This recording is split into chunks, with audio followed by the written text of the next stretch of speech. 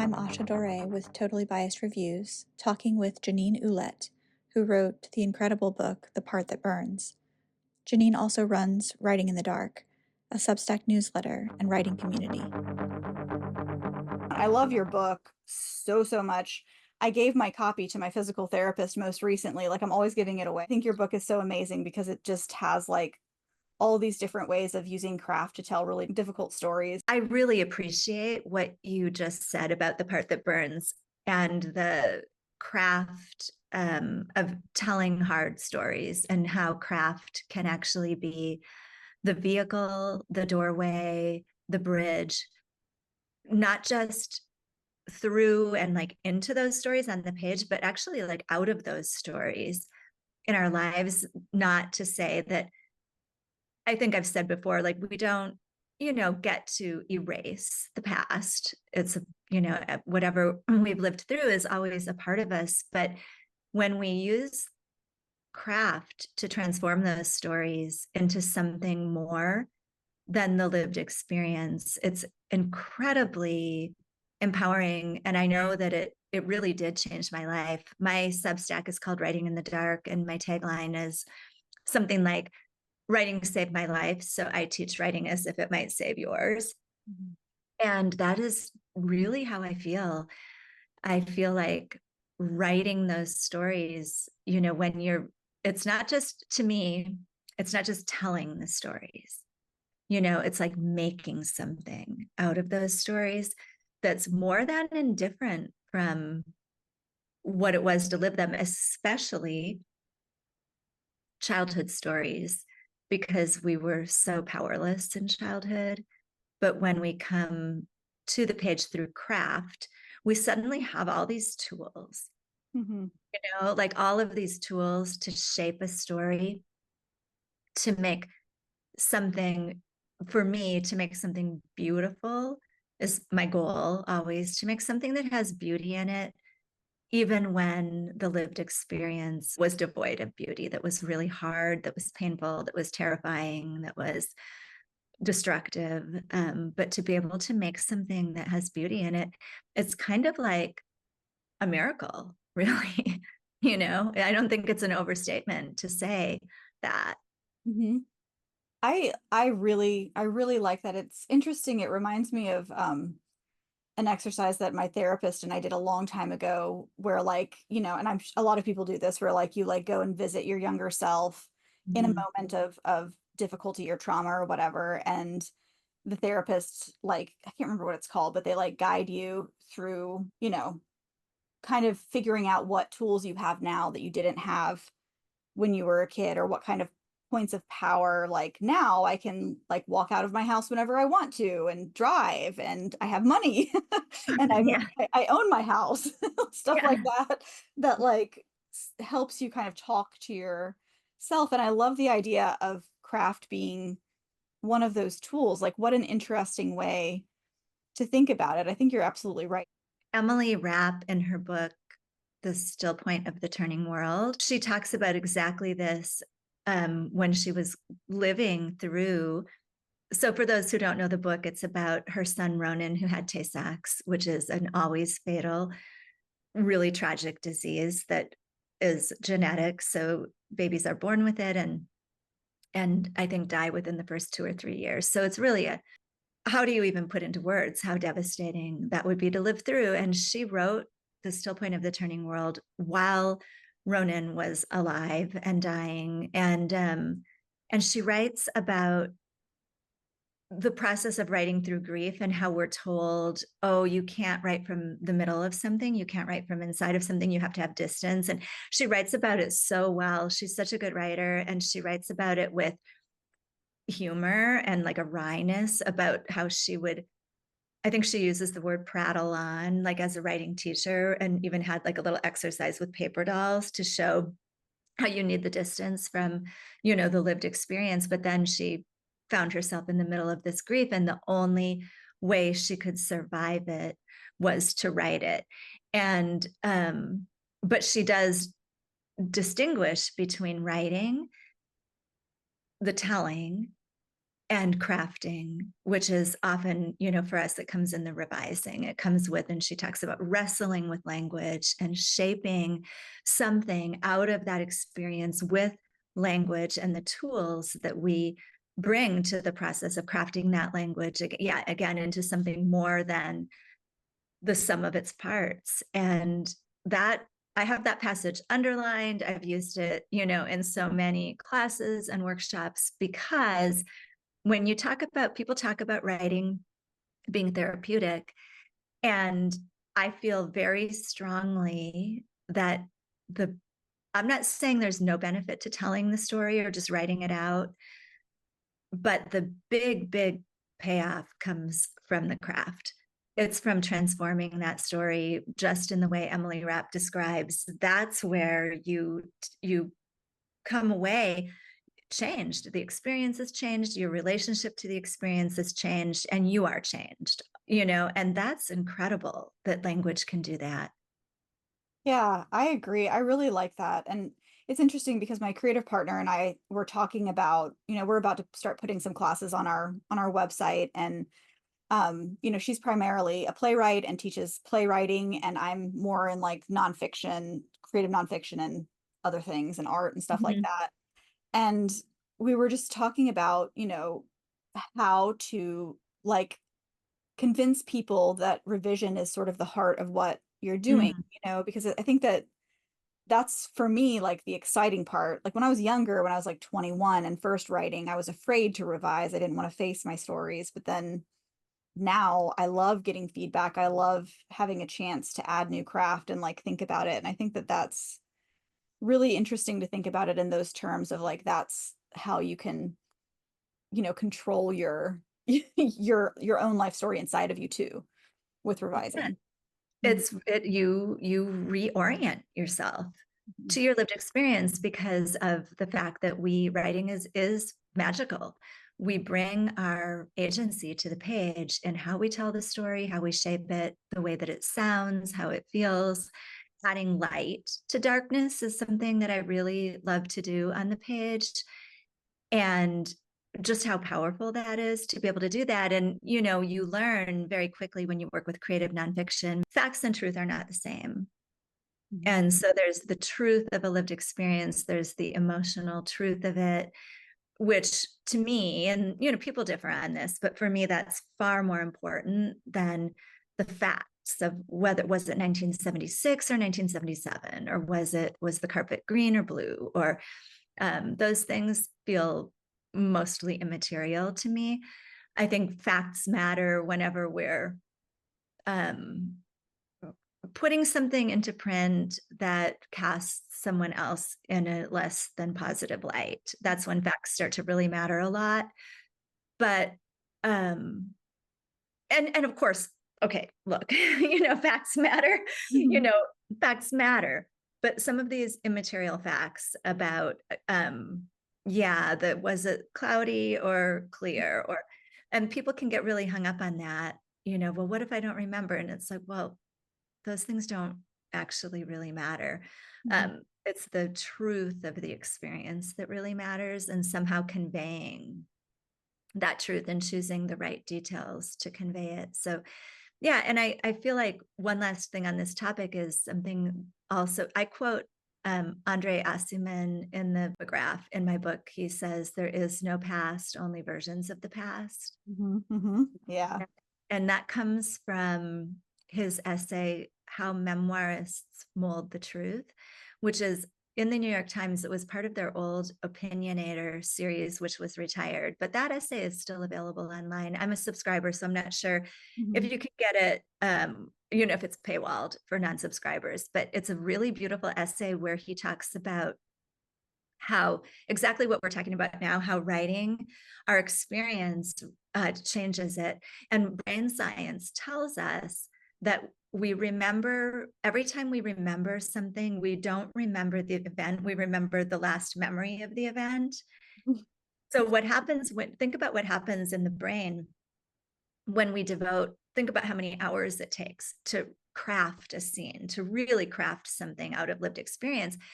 And then once we've done that, that's the thing, it superimposes itself over the actual lived experience. And so when I think about that brain science, and I think about what I talked about, like putting a drop of light, you know, or the way that the narrator in the scene has slightly more agency than the little girl who I actually was, you know, and how that now that's superimposed over the lived experience. And so it's very healing. Yeah, I love that so much. And I do definitely want to talk to you about form, because I feel like, you know, each chapter, your memoir, I think, is listed as a memoir and essays or an essay collection, right? Like that's like how it's labeled, but it's, I think Split Lip calls it a memoir and essays. I like to call it a memoir and fragments, which is, I think, on the cover. I dug it out in case I wanted to say anything from it. Well, they didn't put it on the cover. It just says a memoir, but okay. on the website, it says a memoir. It used to say in fragments. I think now they changed it back to essays. But yeah, it's in part. Yeah, and each part has like a different way, like a different way of telling the story. Like I think one that kind of thrums through is listing animals and listing like places. And I just wondered, you know, if you want to talk about how you chose the different forms of the different parts. Yeah. Well, you know, what I was really doing when I was writing The Part That Burns is figuring out really how I could even tell this story, which I had tried and failed to tell my whole writing life. I started writing and publishing in my early 20s. And this book came out, I think I was like 52 or something like that. So that's a long time, but I couldn't write it because it wasn't good. Like it wasn't good, and I knew it. And I could write other things that were good. Like you know, when this is a separate topic, but the idea of discerning, like, you know, getting experienced enough as a writer, like you said, you learn to love revision. I think that part of that process of learning to love revision and learning to revisit your work is a part of the process of developing discernment about your own work as a writer, and knowing when it's not ready. This is not done. This is not something I would want to put out there. And so for me, that was what it was like trying to write this material, because it's heavy. It's really hard. These are hard stories to tell. And I didn't want to give people what Mary Oliver calls a box of darkness. You know, she says, I don't remember which poem it is, but she said something about a box of darkness, and that later she realized that too was a gift. And I wanted to make something that, though it had darkness in it, that people could feel, oh, that was also a gift. And so it took learning how to do that craft wise. And one of the strategies I used was what you just described. So even before I knew what a braided essay was, Lily Danziger had an essay recently where she talked about, it was in Brevity, the craft blog for Brevity, that she was writing braided essays before she knew what they were. And I had the exact same experience, and that she was doing it while trying to write about the death of her cousin who was murdered, because she couldn't really, she talks about in the craft essay, she couldn't, it's like you can't look directly at the sun. You know, and so sometimes there are things that are so powerful, like the sun, and you can't look at them directly. So she would be writing kind of like, you know, adjacent to it, or, you know, writing that other strand that we know in the braided essay, which is often an objective or factual strand.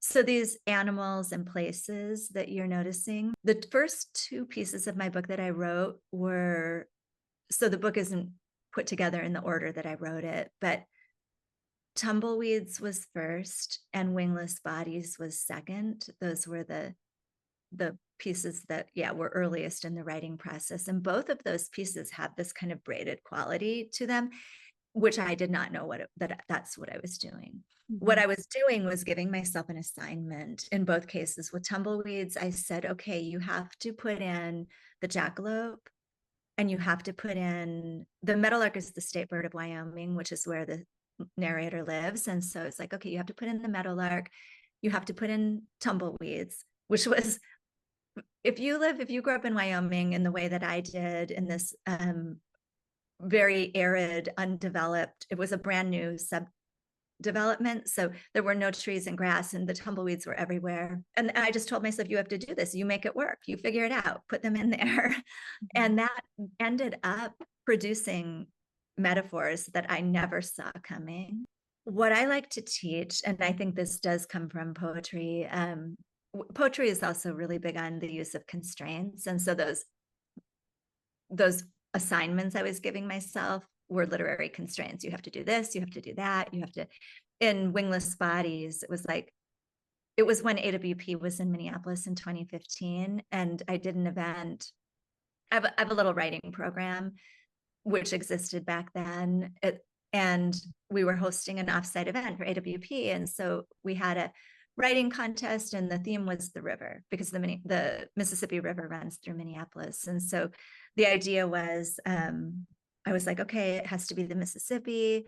I have to include the geography of the Mississippi in this essay. And it just took me to such an unexpected place when my idea was that I was going to write about taking my children to the headwaters of the Mississippi when they were small, which is a lovely memory, really lovely experience to have with young children.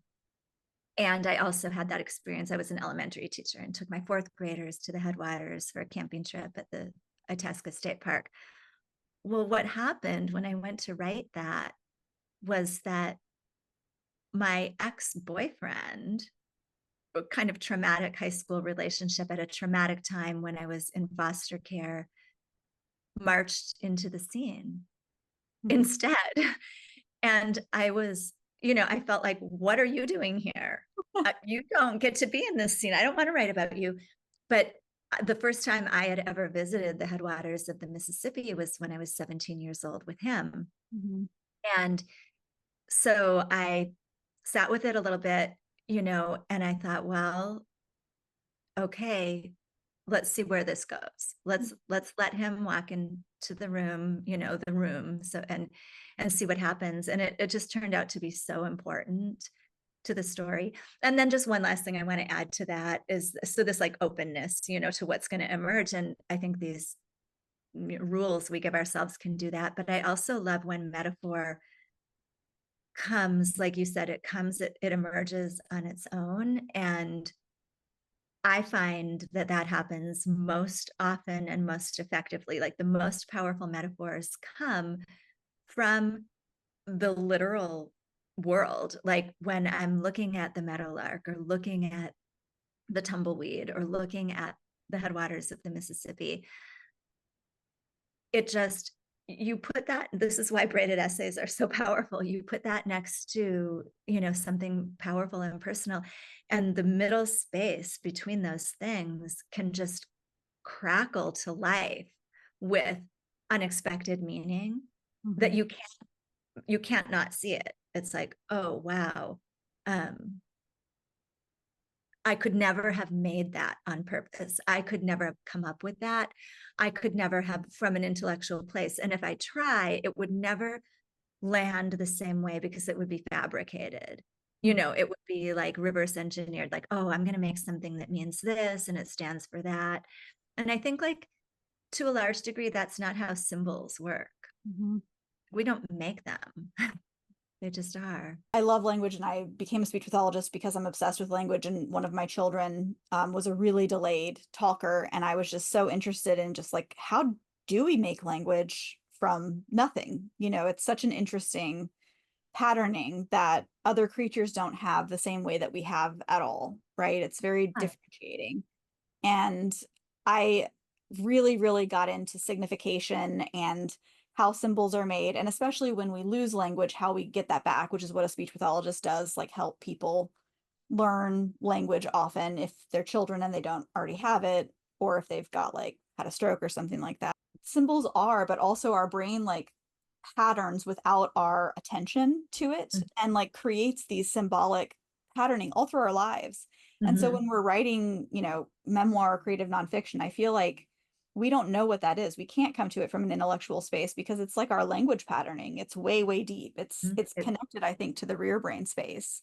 It is. I 1,000% agree with you. And that's so incredible to me. I love talking about this kind of thing, because I feel like it's actually it can be really confusing. I know this because I teach this way and people are kind of unhinged by it. But wait a minute, I'm just trying to make a good sentence, and like choose the best words. And it's like, of course, that's natural to want to do that. But also, if we can let go a little bit of that control and let this other thing, what you said, the rear brain, the back brain, this ancient knowing, if we can just make room for some of that stuff that already is.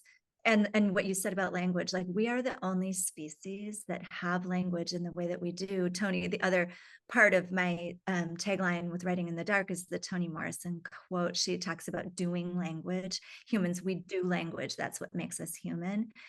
And like, it just kind of gives me goosebumps every time I think about that, like how powerful language is and how we get to have this gift.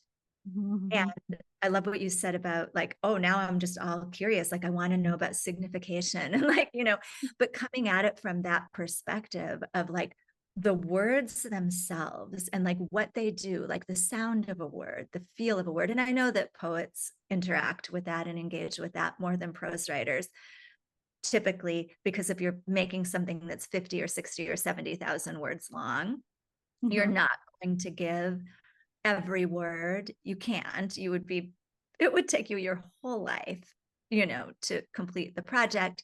But you can give a lot of the words, you can bring that energy, you can bring that,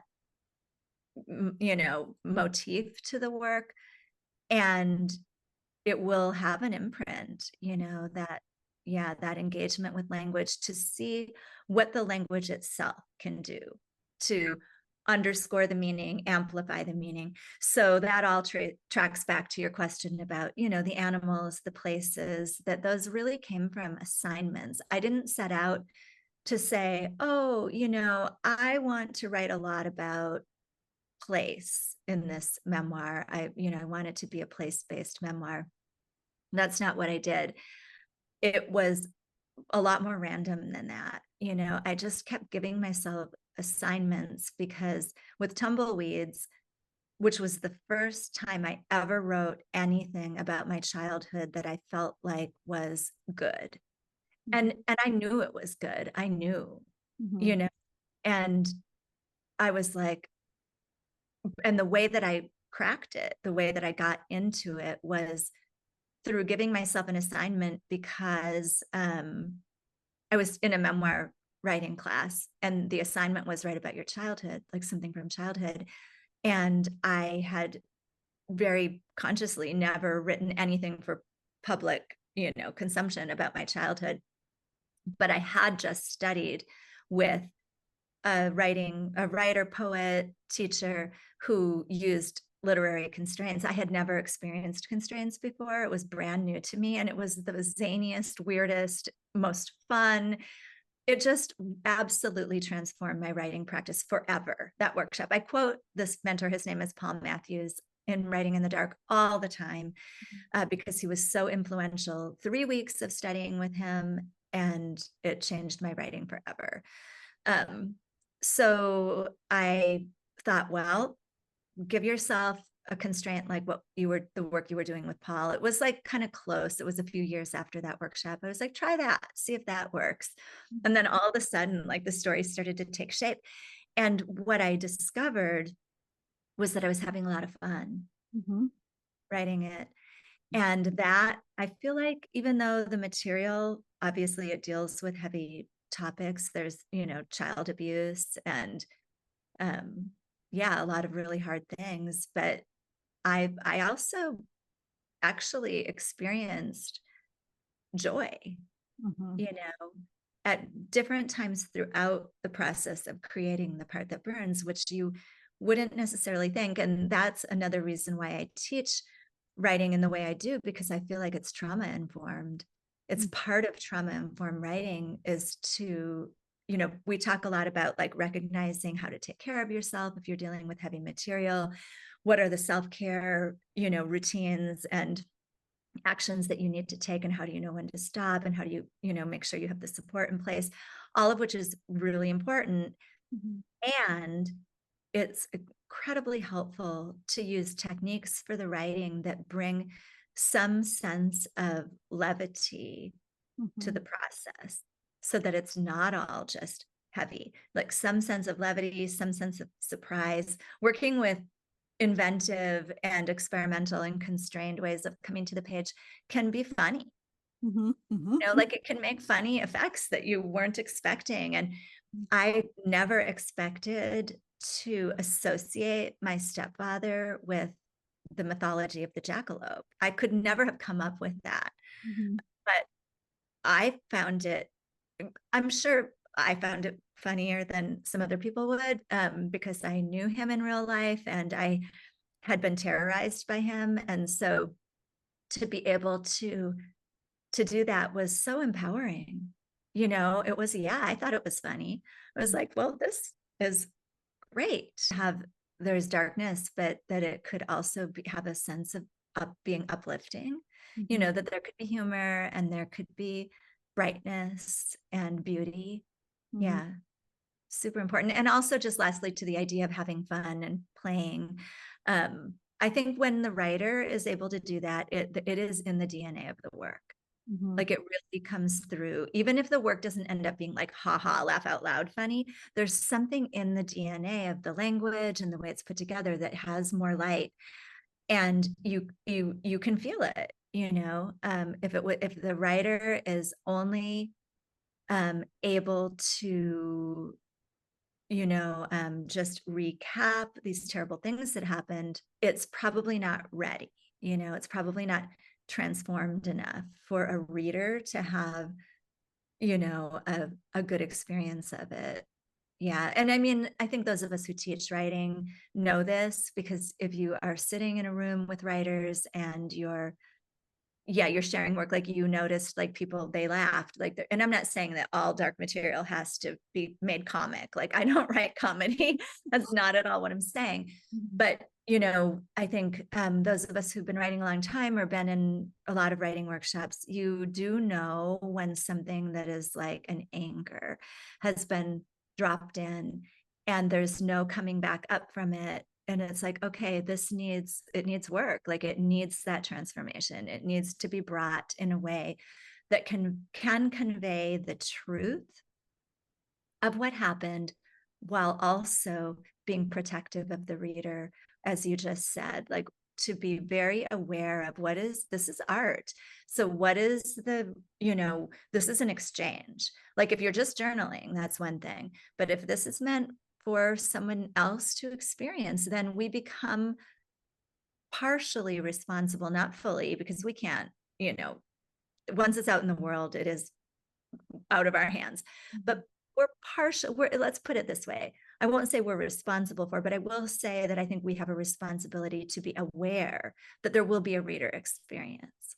Just to be aware of that this will be experienced, which we should be anyway, because if we're writing for an audience, then we're making something. And then, just to put an even finer point on that, when we talked about the therapeutic benefits of writing coming from the crafting, not the telling, or at least I would say more from the crafting than the telling. I think that that idea of writing as an exchange is really important also to the healing and transformative effects of writing, even if you don't ever put it out into the world. Like, I don't think that part is required. I've mentored a lot of writers and worked one-on-one with writers, and I don't think that it's necessary that they take that final step. That decision can come way far down the road. And if the decision is that it's not right for them to put it out in the world, that is totally fine. But if you're writing toward that, toward that idea of an exchange and someone else will experience it, then you're making art. And then you've entered into this space where you're part of that exchange, and that's where you are starting to change. And I wondered if you wanted to talk about doing collaborative writing. Well, collaborative writing is another form of a constraint, so that too would be a literary constraint. Most people, or a lot of people, might have heard of like exquisite corpse writing, and people also do that in visual art, exquisite corpse drawings, but it's where you're, working with one or more other writers, and you only can see what was just created, like the line or two above you. And it's just very inventive and surprising. So, and you could never have done it on your own. Like you could never have come up with it on your own. And so it's only one piece in the book that's collaborative. It's the chapter called Bent, which I wrote with my youngest child, whose name is Billy. And it happened at a time, I mean, speaking of healing, it happened at a time when we were both going through something really difficult in our family. And I was really devastated, like really devastated. I had like canceled my classes that I was teaching. It was just a very, yeah, it was a kind of debilitating level, especially for me, but Billy too was really heartbroken. And so they were finishing up like their last semester of college, and they were living with me at the time. They had come home. They had been living in China and had come home to finish this last semester of college. And they said, Mom, I think they did it for me. They were trying to throw me a lifeline. They said, I think we should write something. Let's work on a writing thing. And, you know, you said you have kids. So I said yes, because I'm a mom, you know, like I had no heart for it, but the tenderness and the love that was beneath that gesture of Billy, like I understood that this was their attempt to rescue me, you know, come on, Mom, you know.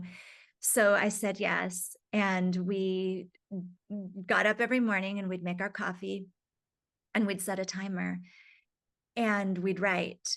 And all we agreed upon was that we were going to tell, we didn't even have it like a topic in mind. Well, we wanted to explore intergenerational trauma, but we didn't like set a time period. We didn't, you know, have a particular story in mind.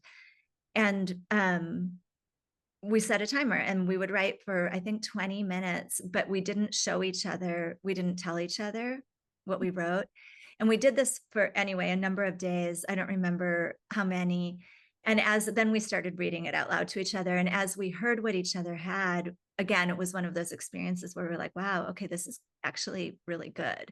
Like something is happening here. Something is coming to life, like something was coming to life. And so we finished, we decided that we had like over 4,000 words and that it had some sort of like suggestion of a shape to it. And then I kind of took it all, like their part and my part, and figured out we just kind of went back and forth with the splicing several times. And then I did the final. Mm-hmm. And then we entered it into the Calix Margarita Donnelly Prize contest. And it was, you know, second place or first runner up in that contest. And it did become a chapter in the book. So, you know, something really did come alive in that collaboration. And I think we were changed by it, like what we've been talking about, you know, like first of all, we both learned things about each other that we didn't already know, even though we thought we knew these stories. Yeah. Which was to show, like, you know, and then second of all, like there was something about the way the two narrators, you know, had different ideas of the story, that to me was so reflective of how life really is and lived experience, and how the story kind of shifts under your feet, even yourself, even your own understanding, like we talked about, because memory is fallible. We remember the last memory instead of what actually happened, and it's always changing. Mm-hmm. So yeah, it was a really incredible experience. Yeah, it's really, really amazing. It reminds me of a similar collaboration at the end of the Argonauts by Maggie Nelson. Like she is, I believe it's her partner and her are talking about, you know, the same topics that are like threaded through the book. But I really love it in your book because it's to have, you know, a conversation through the book about your experience as a child, and then to have a conversation with your child in the book, I think deepens it and gives it such an amazing just a portal into like honesty, I think, which is really difficult in memoir. I think a lot of times when I hear people criticizing, like when my students criticize memoir, it's just like, well, that's just one perspective, and like, but offering, your child a voice in it, and you as a mother, I think is just such a cool way to open that up. I really love that so much. Well, I appreciate that. Thank you. And I felt too, now that you say what you're saying, it dawns on me that that chapter also conveys that there can be healing and there can be transformation without perfection, and part of what Billy was really curious about is like, because one of the things that Ben talks about is some of their own sexual trauma, in young adulthood. And, part of their question and why they wanted to write about this topic is like, why did I have experiences that in some ways were so similar to yours, even though I had such a different childhood than you did, Mom? Like, what is this? And and so, and I think like in a way it was scary for me to it's very exposing, you Mm-hmm. know Yeah. as a mother in this culture where we have really nothing but judgment. Really, at the end of the day, we have like a few accolades, like "good job, Mom," when a child does well, which I also don't like, because it's actually just the other side of the same coin of blame. Mm-hmm. It's like, if it's good job when they do well, then what about when my son was going through drug treatment at Hazelden? Then is it like, bad job, Mom? Yeah. So it's frustrating. And as somebody who cares a lot about language, like, I understand that people mean well and it's just a way to say congratulations, but I would like us to think harder, you Yeah. know, how we use words and what they really mean. And when we study writing, we study implication and white space. And so what does it really mean to say that? And if we can look at that kind of language to be anti-racist, and all of the ways that we're trying to get underneath the power of these words we use, I think we could do well to think a little bit harder about how we talk about mothers and in our casual correspondence. But it was vulnerable to say, okay, well, we're going to have this chapter that zooms into the future, because the story, it's outside of the main frame of the story. The story ends when the narrator, who's me, ends her first marriage, and that's kind of like, there's a couple of very minor flash forwards, but otherwise that's the main narrative time frame of the story. And then you get this chapter, which is being told really from it was we were writing it contemporaneous to the moments we were living, even though it was about past events, but not really, because like Billy was in college studying early childhood development. That's in the essay. So, there's this adult child. But what I kind of told myself is that it's okay if Billy's okay with it, I'm okay with it. We can include this chapter, even though it's sensitive material and reveals that things can be better, but not perfect. And and here we are able to write together about it, which, how they say in memoir, if the writer wrote the book and the book is up there, then they're kind of okay, right? Even if it deals with hard things. And I thought, well, so that message is inherent. Like, we made art together, and so it's pretty okay. I really like what you did, because I feel like it shows the growth in a way that's like accessible, hopeful, to people who might currently be struggling or still struggling with, reflecting on their past. But it's not like, like, I'm okay, like I survived, with this huge fanfare. It has like a root in reality. And I don't know what the solution is to the thing about like everything a mom does is wrong to somebody, like that whole wrongness about being a woman or a mother. But I feel like maybe this is a good start, because it is like, there are mistakes just like every man. And Right.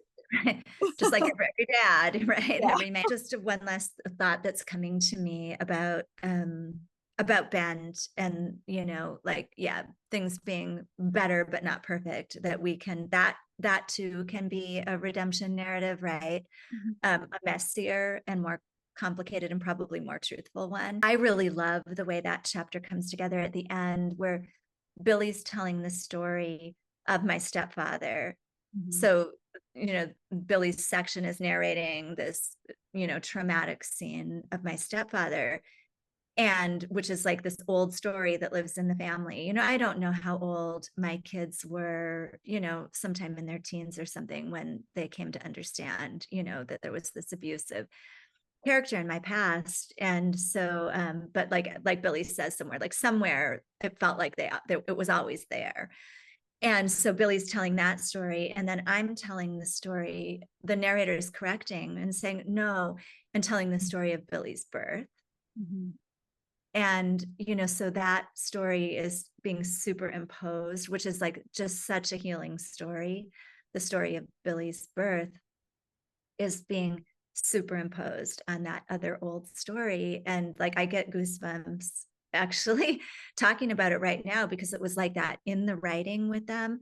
And it was like that in the putting it together. It was like that in the polishing. And then we recorded it. We practiced, because we read that at the launch of The Part That Burns in the middle of the pandemic, really not the middle, like the height, the apex of lockdown. Billy attended the book launch as my reading partner, and we read Bend. And so we practiced, but like, it was really cool reading that out loud together, because like, as those pieces went back and forth faster and faster, and we practiced modulating it. So it really did feel like one thing was taking over the other. Like, we really wanted that feeling in it. We really rarely see complicated, deep, meaningful, linguistically nice conversations between parents and children. In media, in books, in anything. We rarely see that. So it's so cool. Well, I have to credit a writer named, they go by London now. The essay would be under the name Jennifer London, and it's in Diagram. And Diagram is like experimental, like they use, you know what I'm talking, like it's a visual, like elements to the storytelling. And this essay is, what London did is wrote this essay about their childhood, and the mother is central. And then they had their mother read it and use word margin notes to, correct and interact with the essay. And it had a little bit of that feel to it of what Billy and I did, because the mother was able to say, well, but it wasn't quite like that. And was telling some of her own parts of the story that London didn't tell too. And I loved that essay so much. So when Billy and I had never seen something like that done.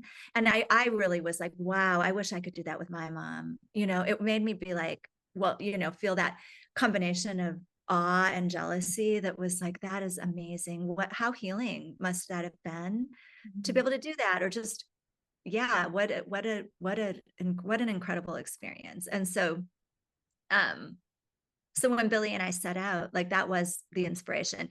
But technically, to do the margin notes, to do what London did, ultimately, like at first that was our intention. And then it became clear that it was going to become its own version of what it wanted to be, which was inspired by that, but different, which makes sense. But that was it. And I have rarely seen, like you, like, I think that is probably the only other example that I can think of. And yeah, it was very moving. And then London also had like some kind of author's note or something, I think, where she talked about how some of it she corrected and some of it she didn't. And I think the parts that she changed were in tracking, so that we could see where she changed it, but where other places she held her ground. Is there anything that you want to talk about with regards to the publishing process and your press, and like why you chose an independent press and how that went? And if you don't want to talk about that, that's fine too. Yeah, no, I can talk briefly about that. I did very briefly, and I wouldn't say half-heartedly, because I was wholehearted about it, but I did a little bit of querying of agents, and the feedback that I got was really consistent, which was, I got asked for fulls like almost consistently with, you know, I had a really high rate of being asked. Like I probably sent it to like maybe 15 agents tops. And I got a lot of requests for full. And then when I would get the feedback, it would be some version of the exact same thing, which is, this is really beautiful writing. One agent, this dream agent of mine, said the writing really sings and seethes on the page or something like that. Like, but ultimately it was, you know, that it was going to be hard to categorize and sell. I mean, it's very unusual structure. So, you know, when I heard that a few times, I knew that I probably would just be happier letting the book be what it needed to be instead of trying to write it toward marketability and the conventions required in traditional publishing. I mean, I feel like if I had, like, Justin Torres's We the Animals is a book that I really love a lot, and it's very strange and unconventional and poetic and, you know, lyric and structurally, you know, unusual. But I don't know where he was when he was working on that manuscript and did a reading, and his agent heard it and just like snapped him up, you know, and she's like a very powerful agent. And so those things happen, but I don't bank on lightning striking, you know, like, and also, as I mentioned, I was also not young. I wasn't in my 20s or my 30s. I was in my 40s. And I was like, I want to put this book in the world. I've been working on this book basically my whole life. So I wanted to put it into the world. And so Split Lip was the first indie press that I reached out to. I didn't even really know their list that well, but I knew that they were interested in hybrid work. And I thought, cool, okay, I'll send it. And then they took it. And I'm really happy. I'm really glad that I went with Split Lip because it just was, it was just a really good fit. And, you know, when the pandemic came out, here I had this little tiny book coming out with a really tiny micro press at the height of lockdown. So one thing that I was not unclear about was that whatever was going to happen toward the success of this book was going to be my own effort, you know. And I think, and I'm just saying that to all the writers out there who, because you hear stories about people being disappointed about their marketing campaigns, or, you know, which are very paltry, Yeah. usually. And I knew that I wasn't going to get that kind of marketing support. I knew it from the get. And so it was very clear. It was like, well, I will set out to do whatever I can possibly do to launch this book and make it as good of an experience as it can possibly be.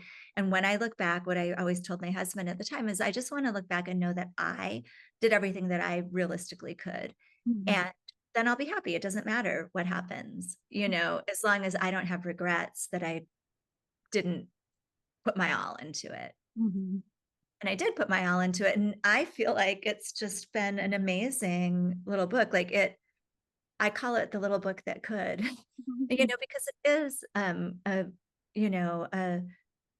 yeah, it is from a micro press, and it didn't have a splashy marketing campaign, let alone any marketing campaign at all.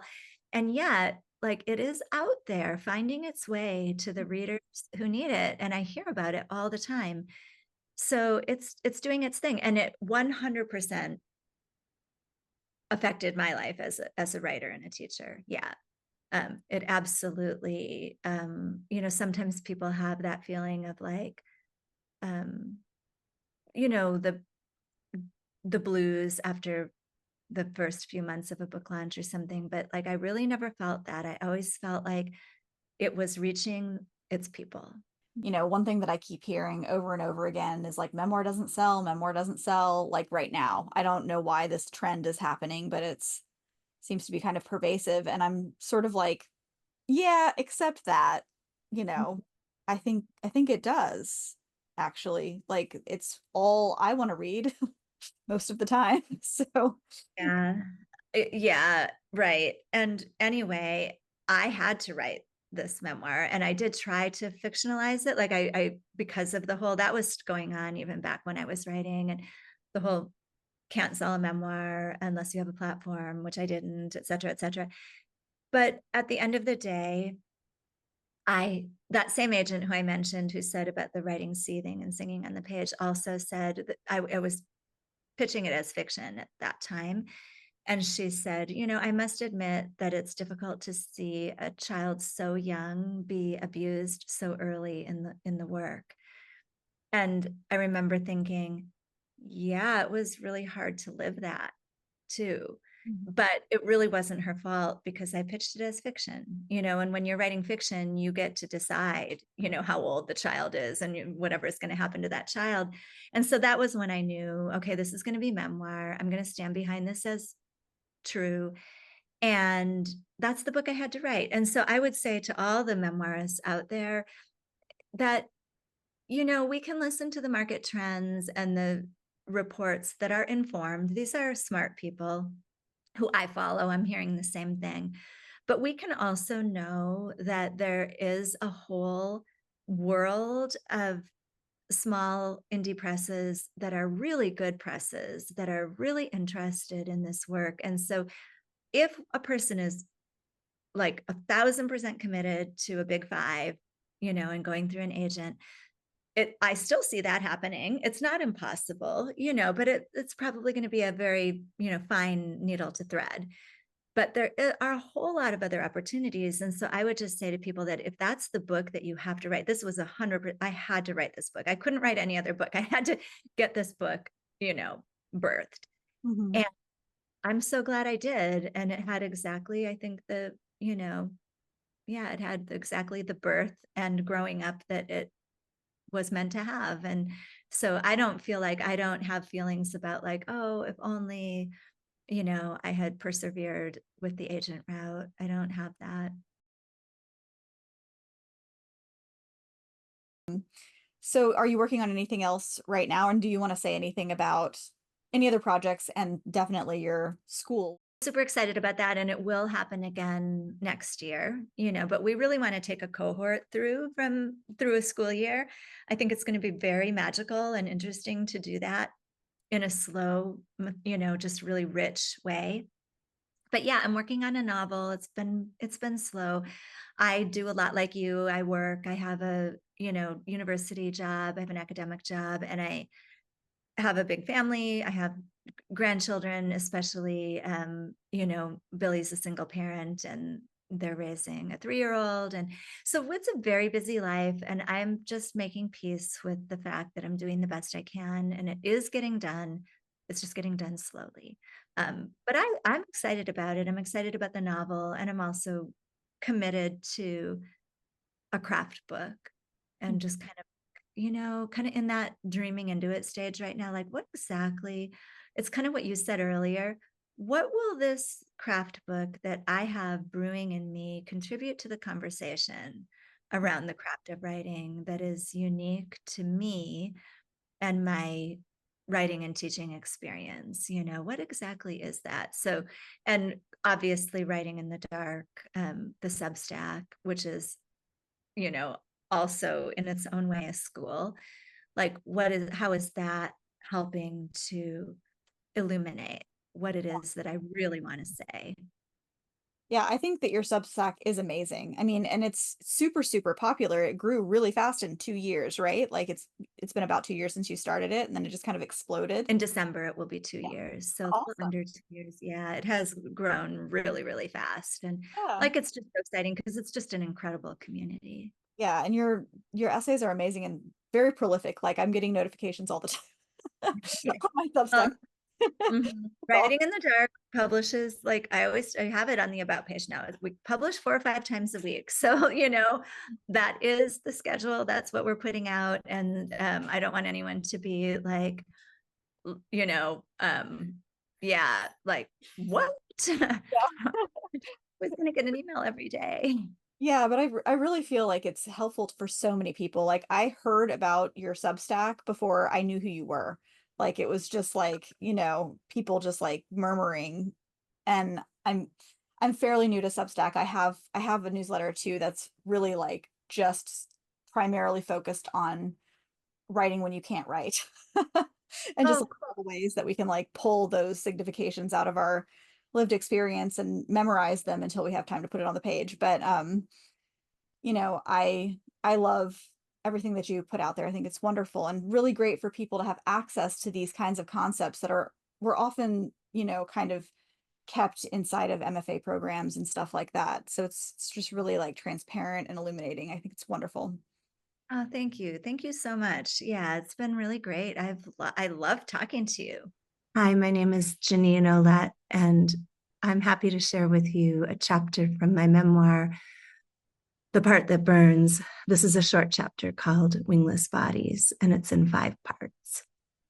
1, void. My father is not a swan. His bones are not hollow inside his flesh.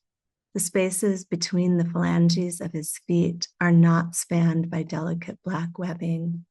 My father has never once trumpeted. My father has no air sacs on his lungs. The doctors would have seen these when they cut through his not hollow breastbone to expose and unblock his heart. The idea is use an open artery to make a new pathway. The conclusion is close the original wound. My father's chest was pried open in Florida. Who knows how many curves of the river from Minnesota, where I stood with the phone in my hand as he lay on the table. Minnesota, where my father was born and my mother was born and I was born, with weak lungs and a spine that grew crooked toward the window.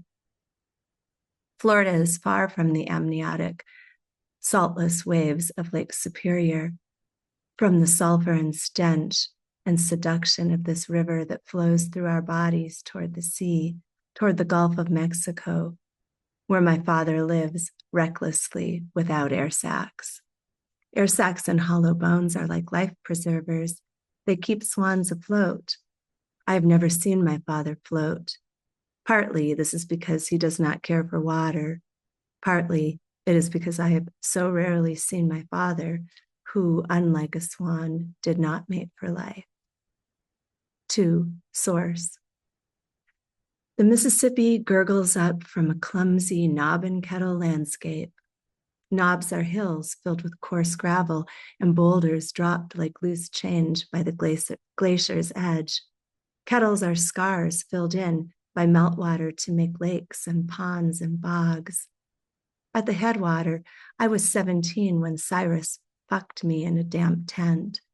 I watched from above, recalling my stepfather's coarse hands. I bled, but it didn't hurt. It hurt, but it wasn't Cyrus's fault. It was his fault, but he was scarred and I was scarred, and meltwater runs downhill. We could have had the baby, but we didn't. Cyrus stole stuff and sold it. Cars, drugs, guns, and something else, like that small thing inside him that was naked and open-beaked. Cyrus went to prison. The headwaters are best crossed holding a child's hand. Sometimes this threshold is no more than a rivulet you can skip over. The dust on your feet stays dry. Other times, the only way is to crawl in and lie down. Let the water rush over your supine body. Let the river run into your open mouth. Maybe you pull yourself out. I got married. I had babies. I brought them wild and uncombed to the source where they scratched notes in careful cursive. This is the message. We are at the top of the river. Who are you? Please put us back in the water. We are floating to the sea. Carefully, they burnt the edges of these scrolls match after match. Then they launched them in glass bottles toward the Gulf, where the fresh water spills into the brine. 3, dive. This river shapes my words, wears them down, spits them up onto the bank in piles of gravel and heaps of heavy round stones. Sometimes it hurts. I never learned how to sing alone without looking over my shoulder, not even in the shower. If you sing with me, though, I will find you. I will layer my voice on top of yours, inside of yours, like wax pooling in a candle, contained and alive in that column of light. When babies cry, we sing. Our voices pull anguish into melody, float fear and sadness between layers of sound. When the page before us is empty and untamed, we take it into our mouths. We chew it, fibrous and thick, until we can finally swallow it down. My mom was 18 and smoking True Blues when the house exploded. She was with my dad at a party, their newborn across town, maybe asleep. Gas line busted under the floorboards, 3 girlfriends on the couch, 2 dead, my mom tossed from where she sat between them. 12 feet into the yard, shoulder ripped from socket, ear dangling from scalp. We thought she had died, my aunt says. Too many people jumping up and down, my mom says. Someone flicked a cigarette, my dad says. Enormous hollow boom of blinding light. I was 22 when my first baby arrived, silent and awake. It was a cold August, and she was a perfect, slippery thing, puckered and featherless, yet bigger than me, bigger than all of us, limitless. Somehow, the walls did not buckle and fall, the floor and ceiling did not blow out, though she expanded everywhere, like sea, like sky. I will never forget how it felt to hold her, salty and oceanic, my firstborn daughter, who breathed underwater and who would teach me, finally, how to dive. 4. Fire. As embryos, regeneration is our default state. We lose our knack for it, though, except for stray parts, arteries, skin, lungs, isolated regions of the brain. Only the liver and severed bits of fingertips can grow all the way back. Even this could be a love story. Burns are slow to heal and can occur with or without flame. Help, I said to my husband 10 years into the blackening woods. I can't breathe. A wildfire is a large destructive blaze that spreads quickly over woodland or brush, as with divorce. Not everyone needs to breathe, my husband said. Carefully, I struck a match. Adulteress, my husband said. He summoned the god of wind. Our children froze, the light reflected in their eyes. Hide, I said. Watch it burn, he said. In the event that your hair or clothes catch fire, you must drop to the ground, cover your face, and roll to smother the flames. It hurts, I said. Smoldering is a slow, low-temperature form of combustion, as with an aftermath. Still, I love the smell of wood smoke and tobacco. I dream of the cigarettes I smoked in high school, butts tossed into the parking lot, into the river, out of the windows of Eva's Ford Pinto, careening down Snelling Avenue, crazy with sun and Madonna's promise of a first touch. Later, hunched over a smoldering coffee can in the basement during the winter of the divorce. 1 trillion cigarette butts end up as litter every year. How many of them were mine? How many still are? My son is a certified wildfire fighter. Most wildfires are arson, he tells me, on a scorching July night, sharp hook of moon dangling above. Sometimes it's firefighters who do it, he says, so they can earn money when fire season is slow. Fire starting is a felony, but workers need work. The air is hot and wet, alive with the smell of the river and the rising smoke of my son's Marlboro. 5. Horizon. The Arabic language has a word for love, ya aburni. It means you bury me. This is Brighton Beach on Lake Superior. Today is his first time here, the man I was never supposed to love, but will someday marry on this exact stretch of shattered volcanic rock, our kids lined up in a half circle. The air will be bright and filled with bees. Now, though, rain sheets sideways like needles. Marathoners limp onto the beach, radiant and broken. At the water's edge, we stand and stare into the mist. Mist forms when warm air meets low temperatures, as with breath exhaled into the cold. I see the horizon, he says. I don't, I say. I see us, he says. I see our kids, yours and mine. I see everything. Mist creates a visible beam of light, refracting and reflecting from suspended droplets. When you see me, I exist. When you see all of me exists. I am not your father, he says years later on a bad day. But you are, I say, my father, my stepfather, my son. You are every man I've ever known. There is no other way. Okay, he says. I have no taste for piles of small talk. The body knows what it knows, and skin remembers. I believe this man when he says he will outlive me so I can die in his arms. This is a message. Fire is not the only lick that scars. I want to burrow under the skin of this world and feel its bready heat. I am at the top of the river. I want to press my crooked backbone against the rocks. Who are you? I want his wingless body, his solid bones. The rest is feathers and ash. Please put me back in the water.